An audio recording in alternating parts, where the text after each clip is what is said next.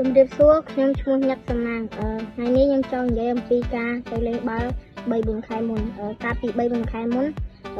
ខ្ញុំបានឮគ្រូខ្ញុំនិយាយថាបើកីឡាករណាល្អក្នុងក្រុមបានគាត់យកទៅលេងនៅក្រៅខេត្តនៅខេត្តពោធិ៍សាត់ហើយតំទៀតខ្ញុំក៏ឮដូច្នេះខ្ញុំក៏ប្រឹងវឹកហាត់ហងហើយពេលយប់ខ្ញុំគេងមុននឹងខ្ញុំគេងខ្ញុំអាចខានទៅព្រះយេស៊ូវថាសូមឲ្យកូនណាបានទៅពោធិ៍សាត់ហើយខ្ញុំថាបើកូនបានទៅពោធិ៍សាត់ព្រះយេស៊ូវពិតជាមានណាស់ហើយពេលដែលចិត្តដល់ថ្ងៃ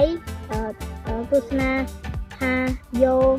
ខ្ញុំទៅដែរទៅខ្ញុំក៏សប្បាយចិត្តហើយខ្ញុំគិតថា